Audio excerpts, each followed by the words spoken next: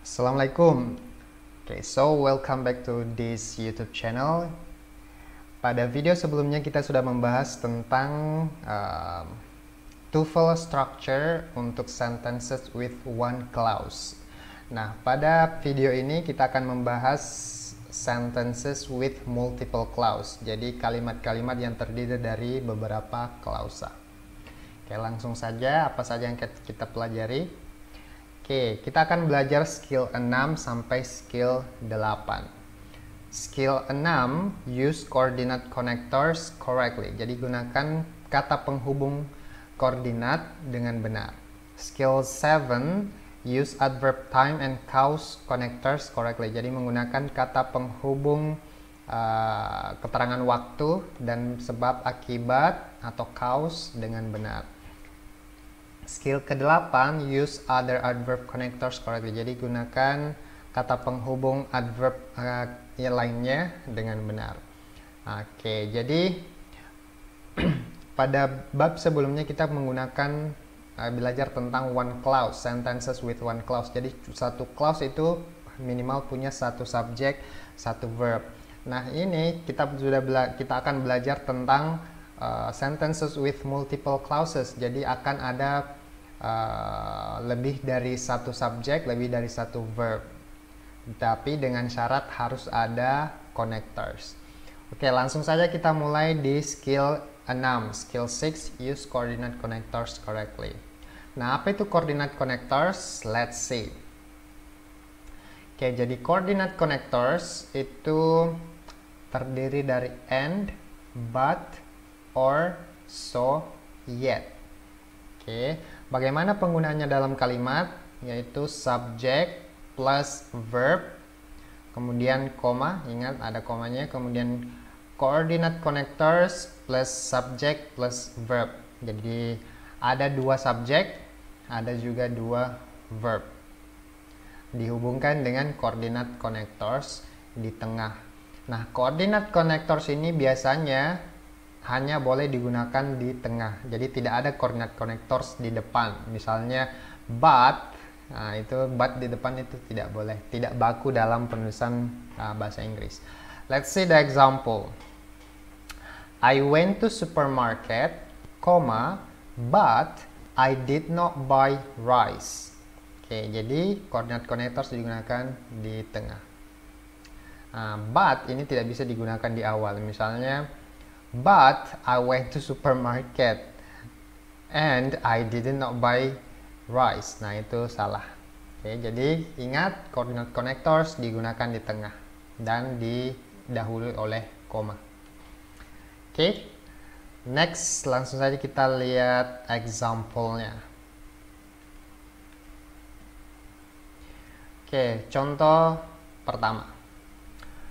A power failure occurred, blank, the lamps went out. Oke, a power failure itu sebagai subjek, occurred itu adalah verbnya, kemudian blank, the lamps itu adalah subjek juga, dan went out adalah verb. Oke, ada dua subjek, ada dua verb, berarti kita butuh connector. Nah, kita lihat yang mana connector di sini. Satu-satunya connectors adalah so. Jadi jawabannya adalah B. Mungkin dalam bahasa Indonesia kita bisa mengatakan then itu kan artinya kemudian. Jadi terjadi power failure atau terjadi listrik padam. Kemudian lampu mati atau lampu padam. Nah, dalam bahasa Indonesia mungkin bisa saja kita pakai seperti itu, tapi dalam bahasa Inggris itu tidak sesuai dengan kaidahnya ya. Jadi harus menggunakan so. Oke. Jadi jawabannya so. Jadi ingat coordinate connectors itu cuma ada 4. And, but, so, yet. Oke, kita lihat contoh berikutnya. Nomor 2. Number 1. Example 2, number 1. Apakah kalimat berikut benar atau salah? Oke, dalam tes TOEFL structure itu setelah ada pilihan ganda multiple choice, kemudian ada kalimat, kemudian kita mencari yang salah. Bagian yang salah. Oke, let's see number 1. The software should be used on a laptop computer. So the software ini adalah subjeknya, should be used ini adalah verbnya, on computer berarti ini kan ada preposition ya, berarti ini adalah object of preposition, and ini adalah konektor. Kemudian this computer is a laptop, ini subjek, ini verb. Oke, is adalah verb. Jadi dua subjek, dua verb, dan ada konektor. Berarti ini kalimatnya oke. Nomor 2, the rain clouds can be seen in the distance, but no has fallen. Oke, kita lihat the rain clouds, jadi awan hujan itu subjek, can be seen ini adalah verb, in the distance, ingat ini adalah preposition, jadi dia object of preposition. Kemudian but, ini adalah konektor. Kemudian no has fallen. Has fallen itu adalah verb. Tidak ada subjeknya. Tidak ada subjeknya. No saja. No itu bukan subjek. No itu dia keterangan. Ya atau tidak. Nah, sementara ada konektor. Jadi kalau ada konektor harus ada dua subjek, dua verb. Right? Tapi di sini cuma ada satu subjek dan dua verb, berarti kalimat ini salah. Seharusnya di sini ada subjek. Misalnya no rain has fallen. Jadi tidak ada hujan yang turun. Oke, jadi awan hujan sudah kelihatan dari jauh, tapi tidak ada hujan yang jatuh. Seharusnya ada rain di sini ya. Oke. Now let's move on to the next skill. Skill number 7, use adverb time and clause connectors correctly. Jadi gunakan kata penghubung keterangan waktu dan sebab akibat dengan benar. Mari kita lihat seperti apa itu adverb time and clause connectors. Oke, jadi yang pertama adverb time. Adverb time connectors itu ada banyak, ini kamu bisa lihat. Ada after, as soon as, once, when, as, before, since, whenever, as long as, by the time, until, while. Nah, banyak ya. Tapi ini sangat umum, biasa digunakan untuk keterangan kata penghubung waktu. Kemudian ada juga adverb clause connectors. Oke, adverb clause connectors itu ini tidak sebanyak adverb time, tapi kamu bisa lihat. Nah, biasanya untuk menjelaskan sebab akibat dalam sebuah kalimat, umumnya kita menggunakan because ya, because. Tapi because itu punya banyak sinonim ternyata ya. Kamu bisa gunakan as, bisa gunakan now that, bisa gunakan since, bisa gunakan in as much as. Nah, in as much as ini agak unik ya, jarang sekali kita temukan, tapi kamu bisa gunakan ini untuk menggantikan kata because. Nah, jadi kamu yang belajar IELTS writing part 2 especially, you can use in as much as in your writing anyway.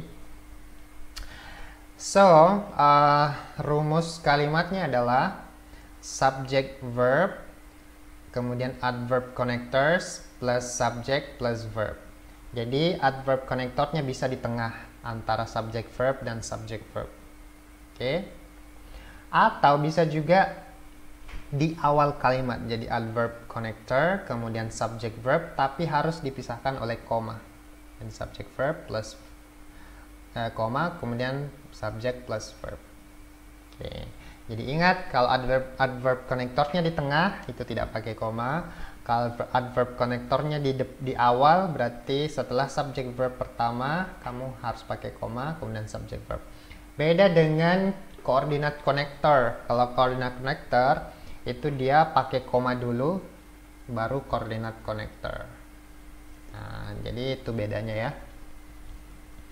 Now, let's see the example. Example number 1. Blank was late. I missed the appointment. Oke, I ini adalah subject, missed itu adalah verb, the appointment itu adalah objeknya. Was late ini adalah verb. Berarti ada subject, ada verb juga. Berarti kan ada dua verb ya, seharusnya juga ada dua subjek. Berarti kita butuh subjek di sini. Nah, dan belum ada konektor ya, berarti kita butuh juga konektor di depan. Cari yang ada konektor dan ada subjeknya. A ini salah karena cuma ada subjek, B salah karena cuma ada konektor, C salah karena cuma ada the train, D benar ya, karena ada konektor, ada juga subjek. Jadi jawabannya adalah delta. Right, let's move to the next example. Example number 2. Okay, indicate if the following sentences are correct or incorrect. So, example number 1. Since ini adalah konektor ya. The bank closes. Okay, the bank ini adalah subjek, closes adalah verb. In less than an hour. Okay, ini in berarti ini adalah preposition ya. Berarti in less than an hour ini adalah object preposition, abaikan saja. The deposits, okay, koma kan setelah konektor, subject verb, koma, the deposit itu adalah subject, need to be tailed. Ini adalah need verb. Oke, jadi ada konektor, kemudian ada subject verb, koma subject verb, berarti ini benar sesuai dengan kalimat yang kita lihat contoh sebelumnya. Oke, number 2. Their backgrounds are truly investigated before are admitted to the organization. Okay. Their backgrounds ini adalah subject, are truly investigated ini adalah verb, before ini adalah konektor, jadi dia adalah time konektor ya, konektor. Are ini adalah verb, jadi dia auxiliary verb, are admitted to the organization. Nah, ada subject verb, konektor langsung verb. Seharusnya di sini ada subject. Nah, jadi kalimat ini salah. Oke. Clear ya? Sangat jelas. Oke, kita pindah ke skill berikutnya, yaitu skill 8, use other adverb connectors correctly. Jadi masih banyak sebenarnya connectors, adverb connectors yang lainnya. Seperti apa itu? Mari kita lihat. Oke, jadi ada juga namanya adverb condition connector. Jadi kata penghubung yang menggunakan condition, misalnya if, jika, in case, provided, providing, unless, whether. Oke, jadi ini semua bermakna jika. Kecuali unless, unless itu bermakna jika tidak ya, kebalikan dari if. Oke, kemudian ada adverb connectors kontras. Kontras ini apa ya, sebaliknya. Kalau dalam bahasa Indonesia diartikan meskipun, meskipun. Jadi although, even though, though, while, whereas. Nah, ini maknanya sama semua. Jadi although bisa diartikan meskipun, while juga bisa diartikan sementara, sedangkan, dan seterusnya ya. Ada juga adverb manner connectors, yaitu as, kemudian in that. Jadi as ini banyak sekali artinya ya. Dia bisa berarti because, bisa juga sebagai manner connectors. Kemudian ada yang terakhir adverb place connectors. Place connectors ini biasa where atau wherever. Oke, jadi dia penghubung yang menerangkan waktu. Nah, penggunaannya sama dengan konektor yang sebelumnya, time dan cause. Dia subject plus verb, kemudian di tengah adverb connector, kemudian subject plus verb. Atau kalau dia di awal adverb connectors plus subject plus verb, koma subject plus verb. Oke, clear ya? Jadi yang berbeda itu cuma coordinate connectors. Dia tidak boleh di depan. Okay, let's see the example. Okay, example number 1. You will get a good grade on the exam provided. Provided ini adalah connector. Okay, jadi you have to understand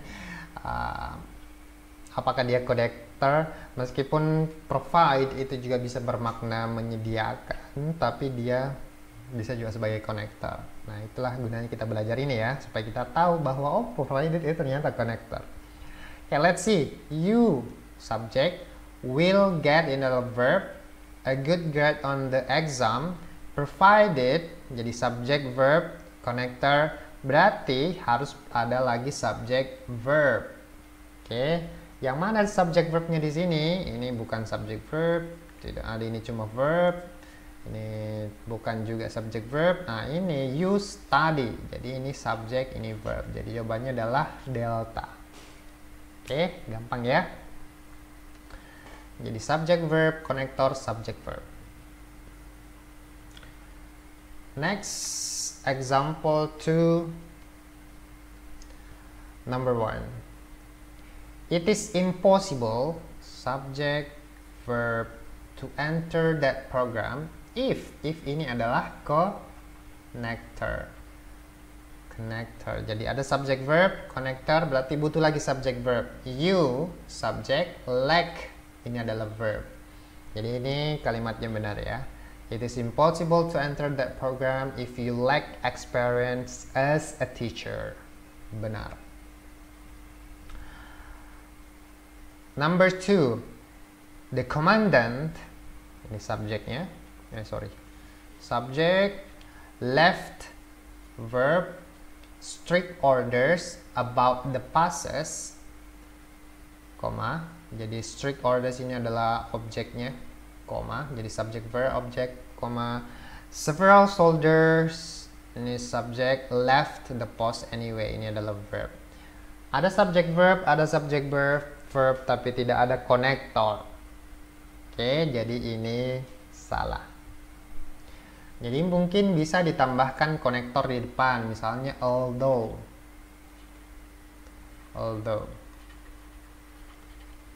Jadi although the commandant left strict orders about the passes, several soldiers left the post anyway. Jadi meskipun komandan meninggalkan peraturan yang ketat tentang passes, itu kayak lewat, maksudnya keluar masuk markas mungkin ya. Several soldiers, beberapa tentara masih meninggalkan pos anyway. Oke, jadi meskipun sudah ada aturan ketat, tapi tetap masih banyak yang meninggalkan pos. Oke, seperti itu ya. Jadi harus ada connectorsnya karena ada subject verb, ada dua subject, ada dua verb. Oke, clear ya? Clear. Oh ya, sudah terakhir. So, the conclusions. Let's review again. Skill yang kita pelajari hari ini ada 3. Skill number 6, use coordinate connectors correctly. Apa itu coordinate connectors? And, but, so, yet. Oke. Kemudian skill number 7, use adverb time and cause connectors correctly. Jadi adverb time and cause itu kamu bisa review lagi di atas, cukup banyak ya. Kemudian ada skill number 8, use other adverb connectors correctly. Jadi connectors adverb lainnya seperti untuk condition, place, dan seterusnya kamu bisa review lagi di atas. Dan jangan lupa buat catatan supaya bisa terekam dengan baik. Atau bisa juga nonton video ini kalau misalnya ada yang terlewatkan. Okay, I think that's all. Thank you very much for watching this video. And if you have any questions, you can write your questions in the comment section. Anyway, kami punya soal latihan pada link yang ada di video description. Jadi kamu bisa klik deskripsi video ini, di situ bakal ada link untuk mengerjakan soal-soal latihan terkait dengan skill 6 sampai skill 8. Dan kalau kamu sudah menonton skill 1 sampai skill 5, akan ada juga soal latihan di bawah ini untuk skill mulai dari skill 1 sampai skill 8. Jadi kamu bisa mereview skill 1 dan skill ke-5 yang sudah dipelajari pada video pertama sebelumnya tentang TOEFL structure. Oke, materi yang ada di dalam video ini saya dapatkan dari buku Longman Complete Course for the TOEFL Test. Meskipun sudah cukup lawas referensinya, tapi itu sangat-sangat bermanfaat. Okay, I think that's all. Thank you very much. If you find this video very useful, share and subscribe this channel. You can share to your friends who are learning English, learning TOEFL for example, especially if they are learning how to write grammatically correct ya. Terutama kalau misalnya kamu sedang belajar writing, ini akan sangat bermanfaat karena saya pribadi sebelum belajar writing IELTS for example, ini juga sangat bermanfaat. Oke, terima kasih. Jangan lupa share and subscribe ya. Terima kasih. Assalamualaikum warahmatullahi wabarakatuh, dan sampai ketemu di video berikutnya untuk skill nomor 9 sampai 12.